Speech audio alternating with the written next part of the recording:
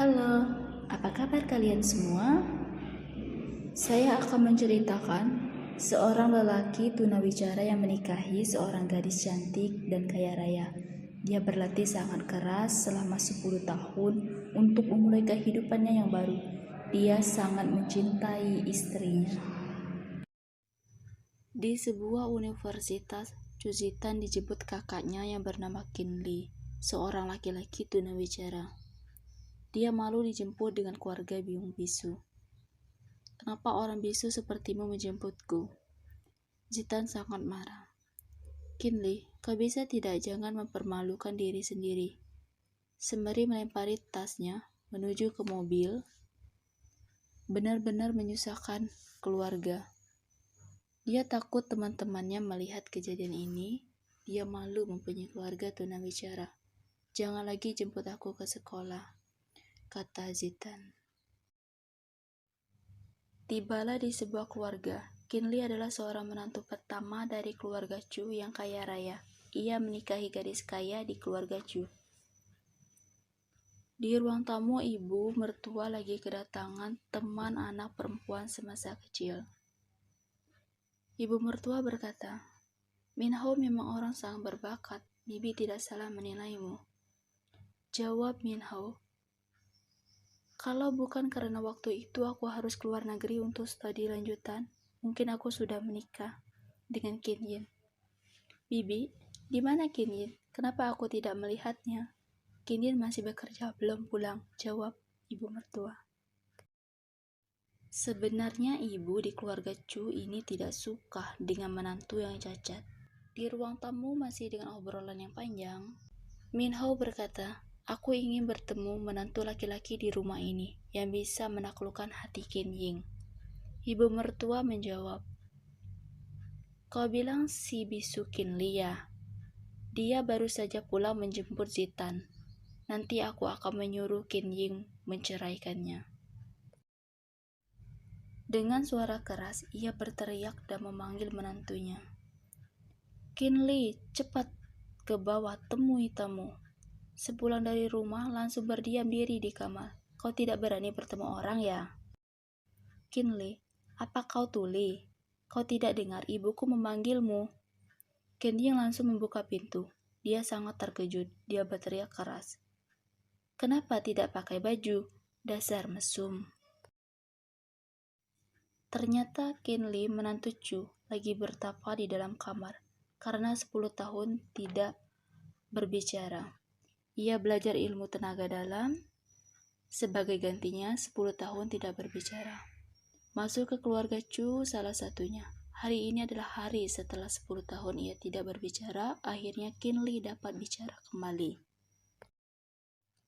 Ibu mertua Kinley masih marah-marah karena tidak juga turun. "Kinley, apa sekarang kau juga tuli?" Minho menyapa Kinley. "Halo," sambil menyulurkan tangannya. Saat salaman, Minho berbisik kepada Kinley, "Aku dengar kau bisu. Sekarang Kinyin menafkahimu. Wah, benar-benar cacat. Kau masuk ke keluarga Chu demi harta, kan? Kau tidak pantas bersama Kinyin. Aku bisa memberikanmu 10.000 yuan, tapi kau harus keluar dari keluarga Chu." Mendengar kata-kata sombong Minho, Kinley tidak diam saja.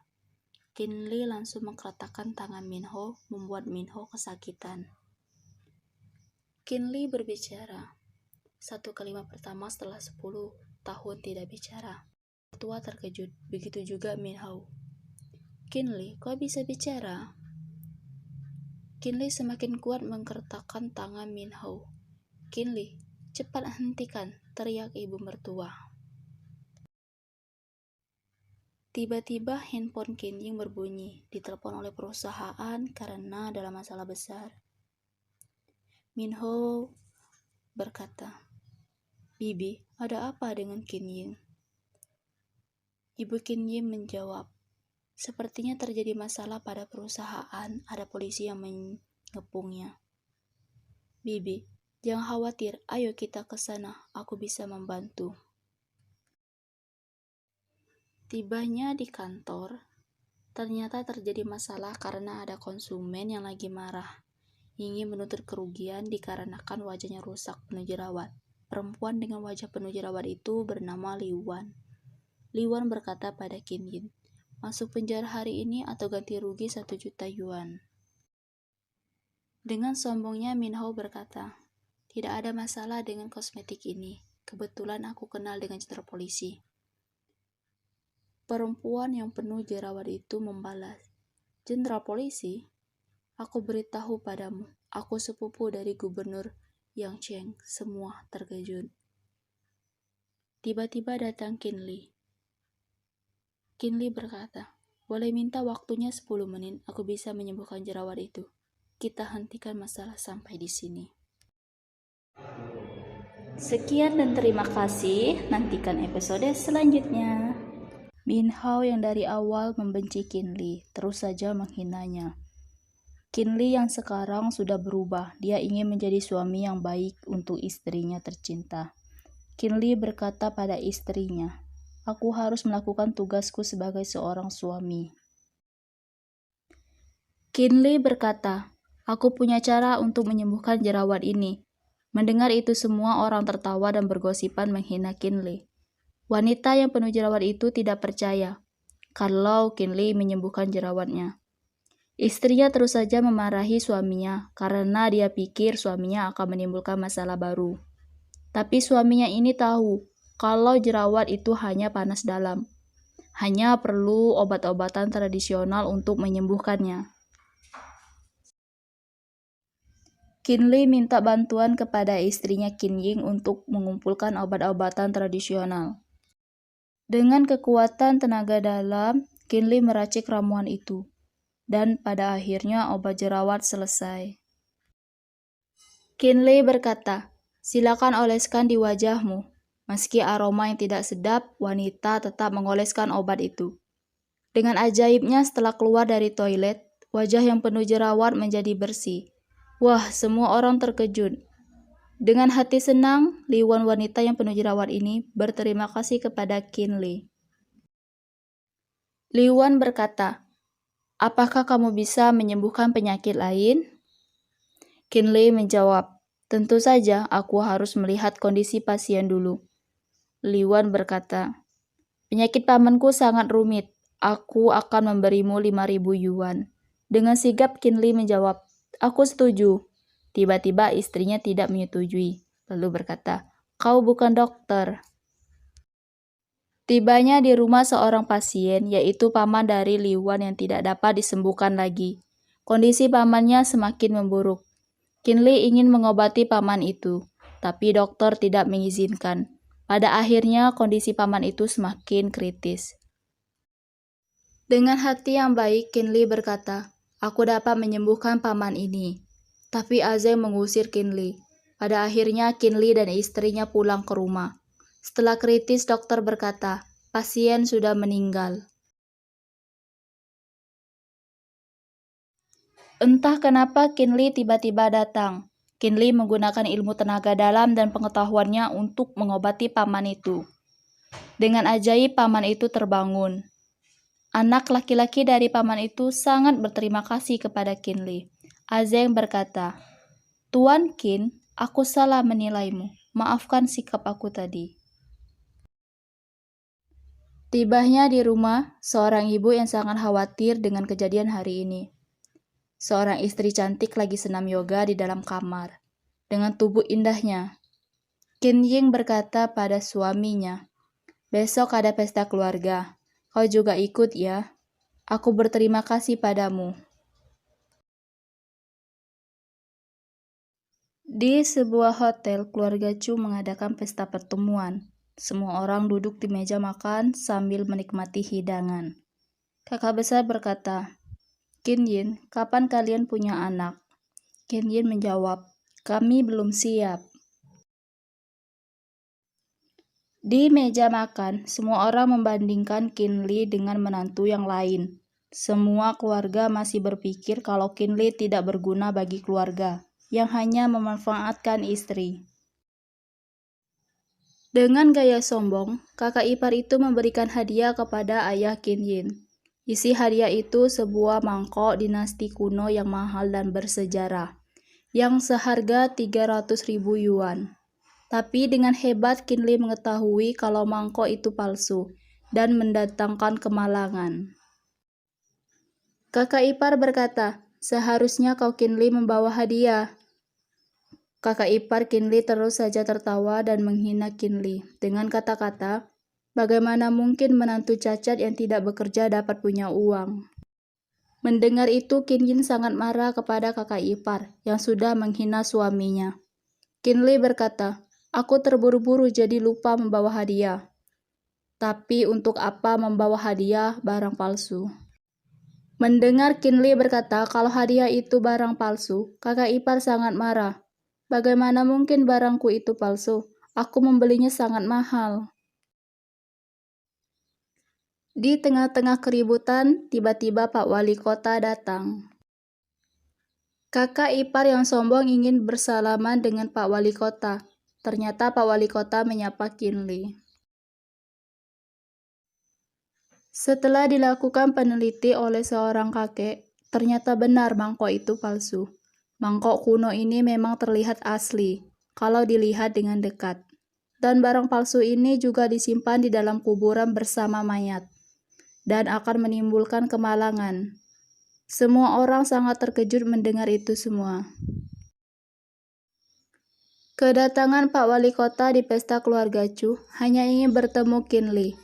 Pak Wali Kota meminta tolong dengan Qin Li. Pak Wali Kota berkata pada Qin Li, kalau dalam bulan ini istri dan anaknya sering sakit. Qin Li mengecek tangan Pak Wali Kota. Ternyata benar ada aura negatif. Setelah pesta selesai, Qin Li ke rumah Pak Wali Kota. Tiba-tiba di perjalanan, Qin Li dihadang oleh orang jahat. Di perjalanan menuju rumah Pak Wali Kota, Qin Li dihajar oleh orang jahat.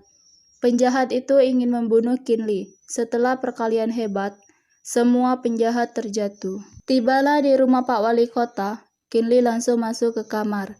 Qin Li melihat banyak sekali aura-aura jahat. Pak Wali Kota sangat cemas melihat anaknya. Qin Li mengeluarkan ilmu tenaga dalamnya untuk menyelamatkan keluarga Pak Wali Kota. Qin Li mengusir semua aura jahat. Qin Li menemukan batu kecil sumber dari segala penyakit keluarga Wali Kota. Di tengah perjalanan menuju pulang, Qin Li berkata, "Pak sopir, cepat berhenti." Sungguh terkejut Qin Li melihat istrinya Qin Yin yang ada di sebuah klub malam.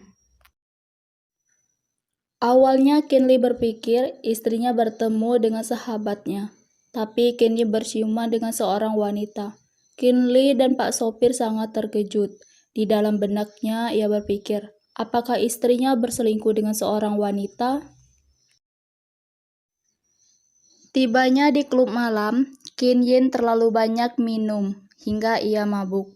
Qin Yin tidak menyadari setelah dia mabuk, dia dibawa ke atas dan masuk ke kamar yang sudah ada pria menunggu. Pria ini ingin memperkosa Qin Yin sambil direkam. Di waktu yang tepat, Qin Li datang.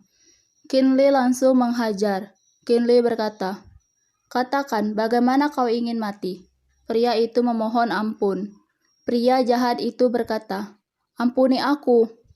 Tapi apa yang terjadi? Pria jahat itu mengeluarkan pisau ingin menusuk Qin Li. Kali ini Qin Li tidak memberikan ampun. Qin Li memegang tangan istrinya dan berkata, "Kau sudah bangun, bagaimana perasaanmu?" Istrinya salah paham sambil menampar suaminya dan berkata, "Kau mau memperkosaku, dasar brengsek, pergi." Qin Li mengangkat telepon dari Li Yuan. Li Yuan ingin memesan 200 obat jerawat. Qin Li sangat senang sekali. Di rumah ternyata Qin Yin menunggu kepulangan suaminya. Qin Yin sadar kalau dia sudah salah menuduh Qin Li. Qin Li berkata, "Ada apa denganmu hari ini? Kau sangat aneh." Qin Yin menjawab, "Aku mungkin dipecat dari perusahaan." Qin Yin sangat sedih ia akan dipecat dari perusahaan. Qin Li berkata, "Tidak masalah kalau memang harus mengundurkan diri." Qin Yin menjawab, "Siapa yang akan mengurus keluarga ini?" Ternyata Kinley akan membuka toko obat. Sekarang Kinley dapat menghasilkan uang dengan mengobati banyak orang. Kinley akan bertanggung jawab dengan keluarganya. Kinley meminta istrinya untuk mengelola toko obatnya nanti. Kin Yin berpikir kalau suaminya bercanda ingin membuka toko obat. Kin Yin berjalan menuju ke kamar berkata, dalam beberapa waktu ini toko obat akan segera dibuka.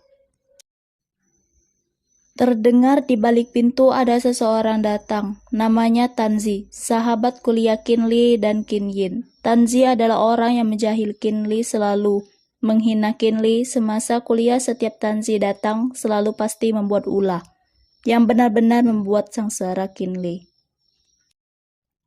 Tanzi ingin mengajak Kin Yin jalan-jalan. Di tengah perjalanan, Tanzi dan Kin Yin mengobrol sambil mendengarkan musik. Mereka menuju gedung perkumpulan orang kaya. Hanya orang kelas atas yang mendapatkan undangan lelang kota berkelas. Setelah masuk ke dalam gedung, di dalam gedung lagi mengadakan perlelangan judi batu giok. Tanzi berkata pada Kinley, kau harus membeli batu giok untuk Kin Yin. Kinley menjawab, kalau Kin Yin suka, aku pasti membelikan untuknya. Sebuah pelelangan batu kasar kulit hijau. Semua orang menawarkan dengan harga paling tinggi. Kinley menuju area sisa material, ingin memegangnya. Tawar-menawar harga paling tinggi berlanjut. Tanzi menyuruh Kin Yin untuk minta dibelikan batu giok itu pada suaminya Kinley. Mereka berdua baru tersadar, ternyata Kinley pergi entah kemana. Kinley ingin membeli batu giok, satu potong 100 yuan. Tiba-tiba Tanzi berkata pada Kin Yin, kalau Kinley seorang pecundang dan pembohong, mana mungkin bisa membuka toko obat. Wanita yang memegang batu itu terkejut melihat batu yang full hijau. Semua mata orang menuju ke batu tersebut. Orang-orang di sana berebutan ingin membeli batu hijau itu. Batu Kinley direbutkan semua orang dengan harga yang mahal-mahal. Pria ini adalah bos industri giok, biasa dipanggil Tuan Tan, berkata, setidaknya batu ini bernilai 5 juta yuan. Ingin membeli dengan harga 5 juta yuan pada Kinley. Kinley berkata, aku membelikannya untuk Kin Yin. Anda boleh tanya dia. Kin Yin berpikir, akhirnya Kin Yin menjual batu hijaunya pada Tuan Tan. Tuan Tan sangat senang sekali. Tuan Tan meminta Kinley untuk melihat batunya. Kinley menjawab, kalau batu itu batu giok biasa. Kin Yin membantah, tidak mungkin salah seorang Tuan Tan memilih batu giok. Tapi kenyataannya seorang Tuan Tan hari ini salah menilai batu giok itu. Tuan Tan menawarkan Kinley bekerja sama dengannya untuk menjadi ahli penilai di bidang batu giok. Kinley dan Kin Yin pulang ke rumah. Di dalam mobil Kin Yin berkata, sejak kapan kau bisa judi batu? Sambil memberikan uang pada istrinya, ia menjawab, aku mempelajarinya dari dulu. Kin Yin menempas uang yang ada di tangan Kinley berkata, apa dari dulu kau sudah membohongiku? Kenapa engkau pura-pura bisu? Dikisahkan dahulu kala, ada seorang kakek yang memberikan Kinley buku dan menyuruh Kinley mempelajarinya, isi buku itu. Kinley akan sukses setelah 10 tahun kemudian, dengan syarat Kinley tidak boleh berbicara. Dikarenakan Kinley adalah orang cacat, jadi dia sering dibuli. Suatu ketika, Kin Yin menyelamatkan Kinley yang sedang dibuli. Dari sanalah cinta itu tumbuh dan menikah setelah lulus kuliah. Meskipun keluarga Kin Yin tidak setuju, Kinley sangat cinta Kin Yin. Dia tidak pernah membenci keluarga Chu. Kin Yin sangat senang hati memiliki suami seperti Kinley. Hatinya berbunga-bunga. Kinley berkata, besok toko obat akan mulai beroperasi. Kau datang dan lihat-lihat saja. Kin Yin terkejut, lalu menjawab, aku kira kau hari itu bercanda, ternyata kau bersungguh-sungguh. Kinley akan mengobati orang penyakit kecil seperti demam dan pilek. Tapi Kinjin takut terjadi sesuatu di luar nalar. Kinjin khawatir dengan Kinley, tapi Kinley tidak menyadarinya. Tibalah perayaan dibukanya toko obat Kinley. Pada akhirnya Kinley mendapatkan pujian dari orang-orang. Sekarang Kinley adalah menantu laki-laki yang baik. Apalagi ayah mertua Kinley sangat senang. Tapi tidak dengan kakak ipar. Kakak ipar tetap saja membenci Kinley. Kakak ipar memiliki niat buruk yang akan menyingkirkan Kinley karena dia merasa tersaingkan oleh Kinley dan pernah merasa kalau Kinley mempermalukannya di depan Pak Wali Kota waktu itu. Tiba-tiba Pak Wali Kota datang memberikan selamat pada Kinley. Kakak ipar sangat iri kedekatan Kinley dan Pak Wali Kota. Sangat dikejutkan, tiba-tiba di luar ada suara minta tolong. Tolong selamatkan putraku. Ternyata seorang ayah yang menggendong anaknya yang sedang sakit. Kinley melihat anak itu. Anak itu termuntah-muntah. Ayah Kinyin menyuruh anak itu segera dilarikan ke rumah sakit. Kakak ipar berharap kalau Kinley tidak dapat menyembuhkan anak itu. Dengan begitu, usaha Kinley akan berakhir. Kinley berkata, "Cepat bawa ke dalam, aku dapat menyembuhkannya." Kinley memeriksa anak itu. Anak itu sedang keracunan makanan. Ternyata anak itu dititipkan dengan tetangganya, dikarenakan istrinya sudah meninggal dan ayah itu harus bekerja. Wajah anak ini menghitam, auranya bagaikan sutra halus, gejala seperti keracunan. Kinley diteriaki oleh orang banyak sebagai penipuan, meminta untuk cepat tutup tempat obat ini. Kakak ipar sangat senang melihat Kinley dalam kesusahan. Ayah anak itu marah kalau Kinley tidak dapat menyembuhkan anaknya. Kondisi anak sangat kritis. Kinley akan bertindak. Kinley menggunakan ilmunya. Setelah anak itu termuntah, akhirnya anak itu sembuh. Ayah dan anak berpelukan.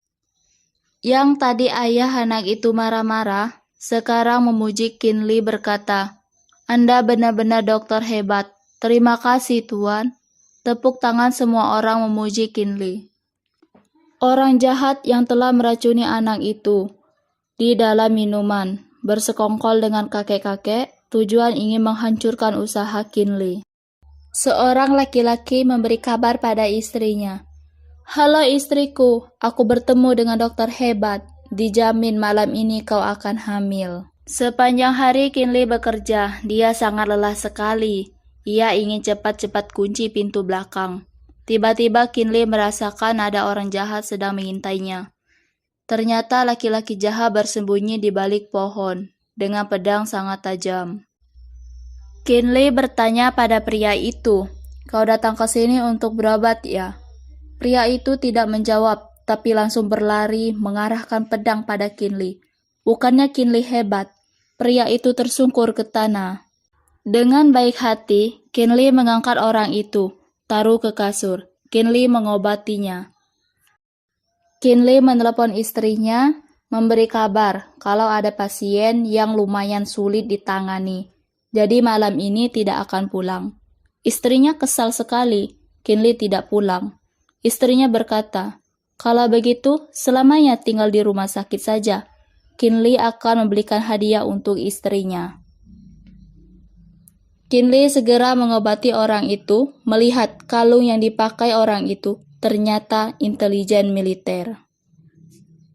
Intelijen militer adalah spesialis dalam mencuri data-data. Ada yang memiliki spesialis dalam menyingkap teknologi senjata, ada yang diam-diam mengiring opini publik. Intelijen militer beraksi. Tiba-tiba intelijen militer dibubarkan, salah satunya ditemukan Kinley.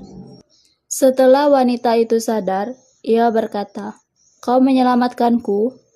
Kinley menjawab, "Ya, kalau kau datang terlambat 2 menit saja, aku tidak akan mampu menyelamatkanmu." Wanita itu ingin pergi, tapi tidak punya rumah, jadi tidak tahu mau kemana. Kinley menjadikannya asisten dan tinggal di tempat Kinley untuk bekerja. Kinli akan menggaji 5.000 yuan. Dia setuju. Bagaimanapun nyawanya telah diselamatkan oleh Kinli. Berkata, "Kalau kau membutuhkan bantuanku, aku pasti akan melakukannya." Dengan semangat tanpa rasa takut. Kinli menjawab, "Kalau begitu, kau tinggal di sini dulu untuk menyembuhkan lukamu." Di luar terdengar orang teriak untuk dibukakan pintu. Ternyata Tanzi ingin mengajak Kinli pergi untuk berpartisipasi dalam kompetisi besar batu giok. Tanzi paksa Kinli ikut kompetisi besar batu giok itu. Tempat ini adalah alun-alun judi batu giok. Di sana sangat ramai sekali. Tanzi membawa Kinli pada ayahnya. Ayah Tanzi menyambut kedatangan Kinli. Kinli berkata, "Tuan Tan, maaf telah menunggu lama." Tuan Tan meminta Kinli untuk menjadi penasehatnya di kompetisi judi batu giok ini. Tuan Tan melihat kemampuan Kinli, jadi meminta Kinli untuk membantunya. Kompetisi batu giok ini menjadi 2 bagian. Kemudian harga jual tertinggi akan menjadi juara. Tuan Tan sudah memiliki 3 orang kepercayaan. Tanzi berharap ayahnya menang dalam kompetisi ini. 4 orang kepercayaan Tuan Tan termasuk Kinli. Jika Kinli dapat memenangkan, Kinli akan mendapat 10% perhiasan Tanzi. Tanzi berbisik pada Kinli, "Kalau kau tidak mau membantu, aku tidak bisa jamin apa yang akan aku katakan pada Kinyin." Tanzi sedikit mengancam. Kinli menjawab, "Baiklah, aku usahakan." Alun-alun judi batu giok sangat ramai. Ada seorang laki-laki berkata pada Kinli, "Hai anak muda, kau benar-benar memilih batu ini?" Kinli menjawab, "Mumpung sudah datang ke sini, aku juga ingin mencoba keberuntunganku." Laki-laki itu memberi Kinli uang senilai 1.000 yuan untuk menggeserkan Kinli dari kompetisi ini. Jika Kinli mengambil uang itu, Kinli tidak berhak ikut memilih batu lagi. Kinli tidak mengambil uang itu. Kinli menoleh ke kanan dan ke kiri, melihat ada banyak batu-batu yang harus dipilih. Mata Kinli tertuju pada satu batu yang bercahaya. Menatap batu itu, hati Kinli sangat terkejut. Seorang wanita bertanya pada Kinli, "Halo Tuan, Anda mau membeli batu giok ini?" Kinli melihat ketiga laki-laki yang sudah membeli batu giok besar bernilai 5 juta yuan. Akhirnya Kinli membeli batu kecil yang dari tadi sudah dilihatnya. Kinli menggadaikan kartu emas murni yang senilai 50.000 yuan. Ketiga laki-laki itu berkata, "Tuan Kin, beli batu kasar giok apa? Apa yakin bisa juara? Jangan bilang kau membeli batu kerikil. Lebih baik kau pulang saja." Kinli menjawab, "Kita masih belum tahu apakah batu yang aku beli bisa menduduki peringkat besar atau tidak." Patan berkata, "Kalian semua sudah selesai memilih batu gioknya?" Patan melihat batu besar pilihan laki-laki bertiga tadi. Patan berpikir, kalau batu ini sudah bisa terlihat jelas bahwa dalamnya berkualitas bagus. Seorang pesaing Patan datang dengan membawa anggota-anggota yang sudah memilih giok. Pesaing ini bernama Direktur Kian. Direktur Kian merendahkan Patan kalau Patan tidak punya orang hebat, dikarenakan menggunakan orang baru untuk pengisi sementara seperti Kinli. Direktur Kian beserta rombongan tertawa. Dia yakin kalau dia bakalan memenangkan lomba ini, bukan Patan. Seorang wanita cantik pembawa acara berkata, "Kepada seluruh penonton, tamu dan kontestan, kompetisi besar judi batu giok akan segera dimulai." Wanita cantik ini bernama Shinran, yang mempersilakan para kontestan naik ke panggung dan bersiap-siap mengambil undian. Pak Tan menanyakan kemana batu giok yang Kinli beli. Ternyata ada di dalam kotak, batu yang berukuran kecil. Ketiga laki-laki ini tertawa. Bagaimana mungkin batu kecil senilai 20.000 yuan dapat menang?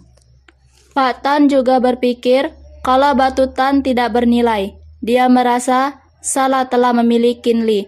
Kontestan pertama memotong batu kasar giok dan ternyata 2 buah potongan giok hijau jenis kaca.